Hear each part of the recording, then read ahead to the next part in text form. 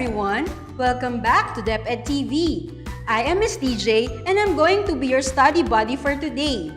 With a joyful heart and an empowered mind and spirit, learn along with me and let's be math galing! So now, bring out your pen and your self-learning module as we demystify the mathematical world of sets.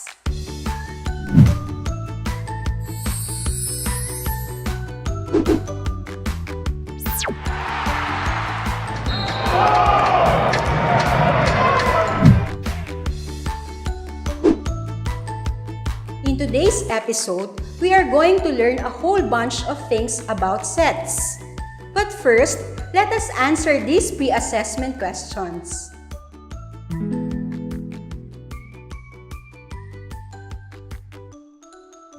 You have 3 seconds to answer each question.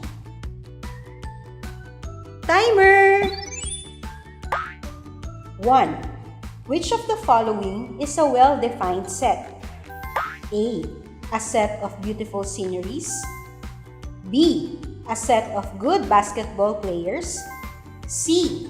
A set of Philippine presidents. D.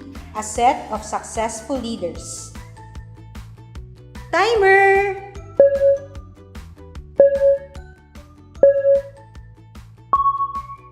The correct answer is letter C, a set of Philippine presidents. Second question. Which of the following is a symbol of a null or an empty set? Timer!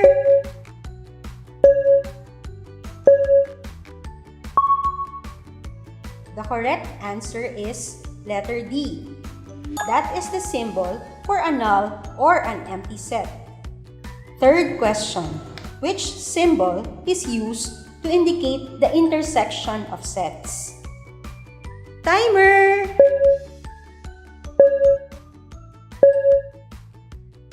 Good job! The correct answer is letter A. This is the symbol to indicate the intersection of sets. Fourth question. The following is a subset of set R which contains the letters N, E, and W except A. The set containing N, E, W. B. The set containing E. C. The set containing 0. D. The set containing E and W. Timer!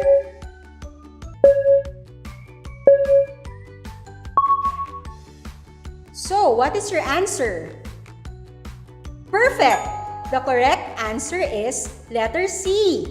For our fifth and last pre-assessment question, which of the following set has the cardinality equals to 5? Is it A?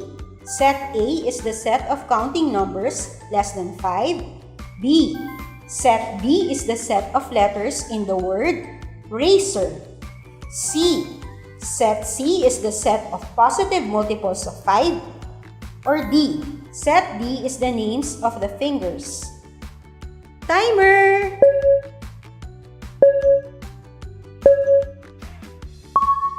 The correct answer here is letter D, since this set has 5 elements which are used to name the different fingers in either hands.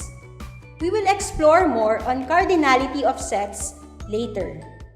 Triangles have been regarded as a symbol of the Trinitarian belief by Christians, while a Filipino song entitled Tatsulok, originally performed by Buklod and popularized by Bamboo, has politically used it to symbolize inequalities in our society. Now, how do we describe a triangle?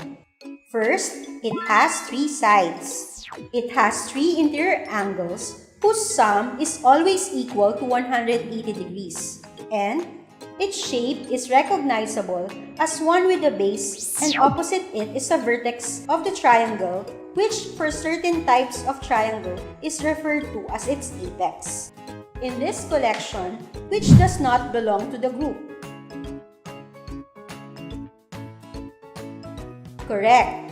The odd one out is the four-sided figure placed on the fourth spot. Now, what is the term used for the collection of objects or quantities? In mathematics, a well-defined group or collection of objects that share the same characteristics is called set. The objects found in the set are called elements. A set can be named using capital letters from A to Z. And we use braces to group the elements of the set separated by commas. If a set contains many elements, we often use the dots called ellipses. Note that in listing the elements in the set, each distinct element is listed once and the order of the element does not matter. This means that a set can be written in different order but shall pertain to the same set, like in set J, which are the letters in the word idol. This set is the same as set J, which contains L, O, D, I. To understand what makes sets well-defined, let me give you some examples. First, set M is the set containing primary colors, and we read this as set M contains the elements red, yellow, and blue. Second, set S is the set of letters in the word Sipnayan.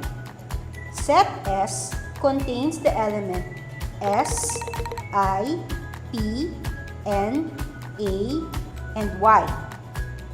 And set E is the set of all even numbers. Thus, set E contains the elements 2, 4, 6, 8, and so on. Here, on the other hand, are not well-defined sets. The set of famous dancers, the set of honest people, the set of punctual students in your class.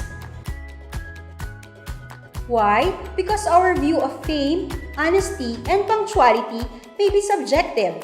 So, we could come up with different lists of famous, or honest, or punctual people. As my way to confirm that you have learned something from our discussion, let us answer the following questions.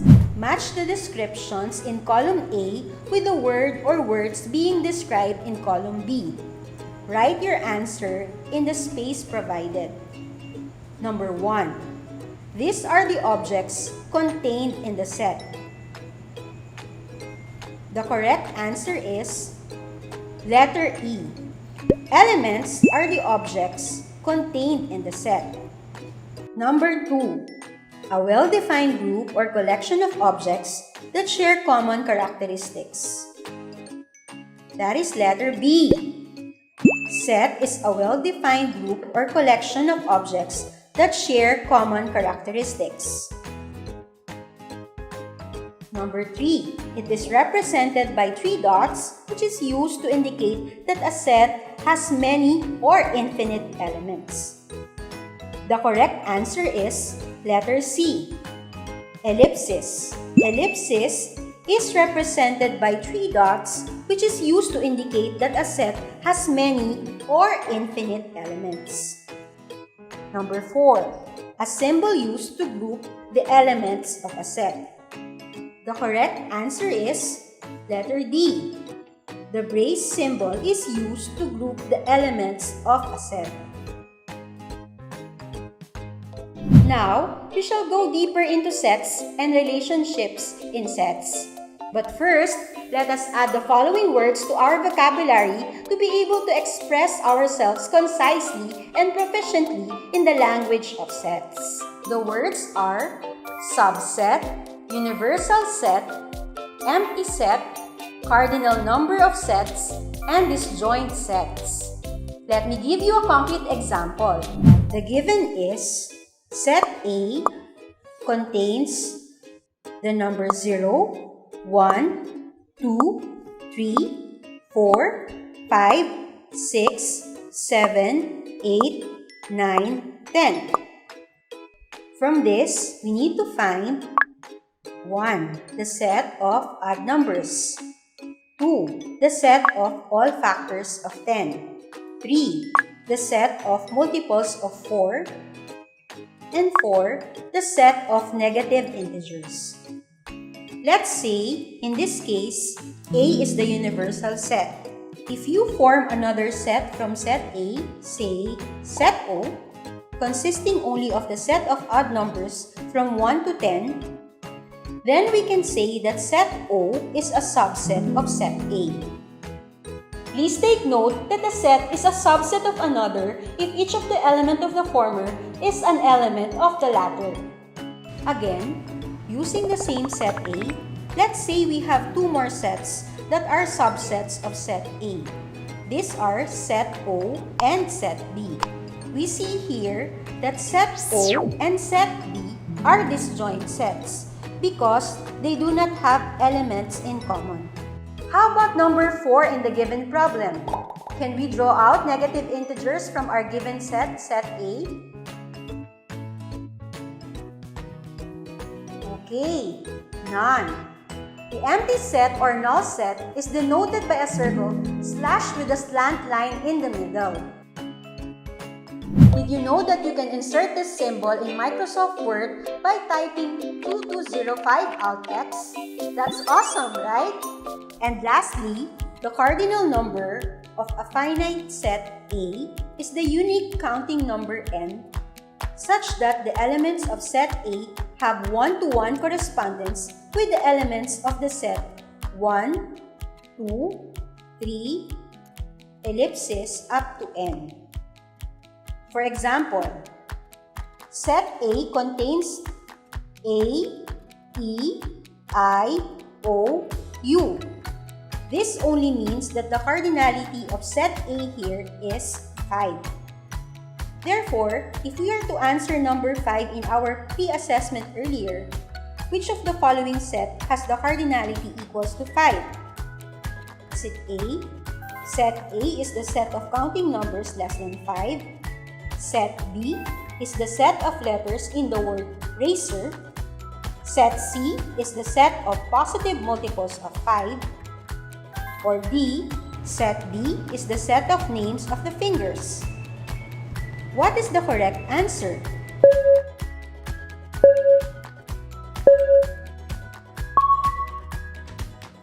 Yes, very good. D is the correct answer. Unlike the other sets, the cardinality of set D is 5. Set A has 4 elements. That is, set A contains the elements 1, 2, 3, 4. Set B has also 4 elements.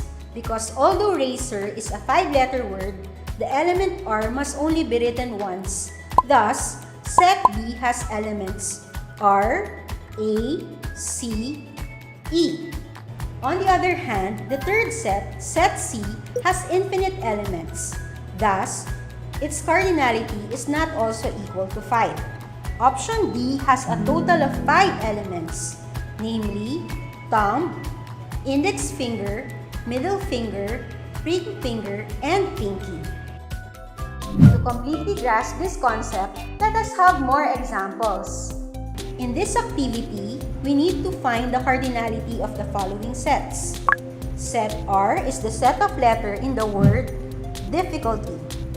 To solve it, you need to list down all the letters in the word difficulty regardless if the letter repeats. Set R contains the elements D, I, F, C, U, L, T, and Y. Therefore, the answer is N of R is equal to 8. Set M is the set of odd numbers between 1 and 3.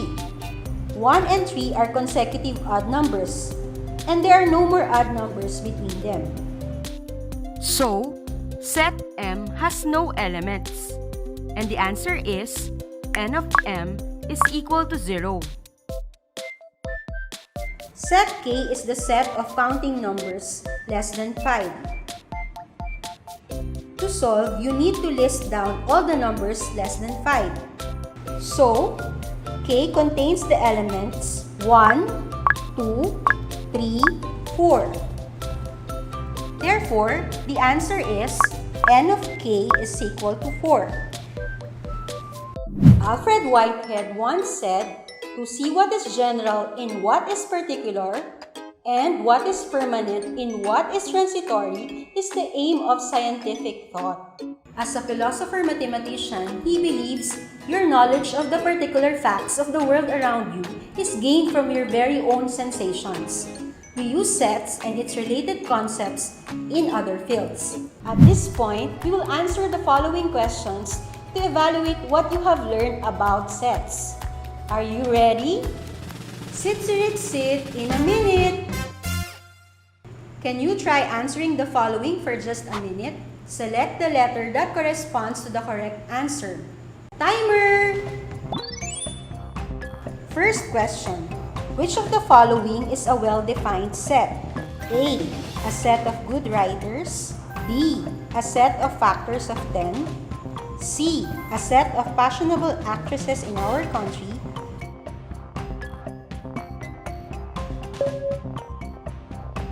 Number 2. Which of the following is a symbol of null set? Look at your screen for the options. Number 3. Michelle listed the set of letters of survivor as shown in your screen. What is wrong with the set? A. It uses commas. B. It uses braces. C. Some objects in the list are not listed once. Or D. A lowercase letter is used to represent the name of the set.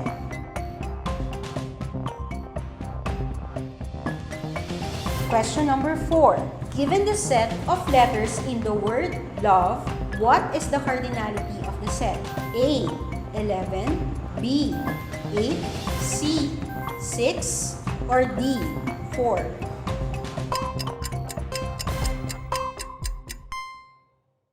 Let's check your test. Be precise and truthful, okay? The correct answers are number 1. B. A set of factors of 10 is the well-defined set since, as we used in one of our example, it has shared characteristics. Its elements are 1, 2, 5, and 10.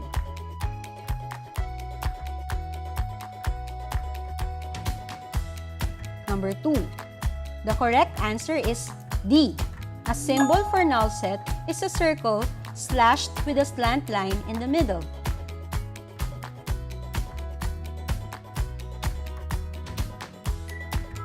Number 3. C is the set that is wrong because some objects in the list are not listed once.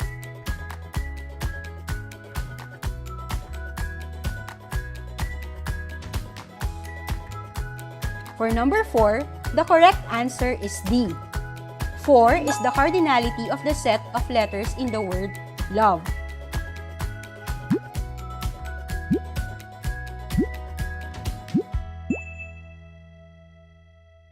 You should congratulate yourself if you have a good grasp of sets and its related concepts. I am delighted to be with you today. We will learn more about sets in our next episode, and you will be introduced to set operations and Venn diagrams. Again, this is Miss PJ. I wish you all a blessed day, and I hope to see you again here in Math Galing! Kita-kits in DEPED TV!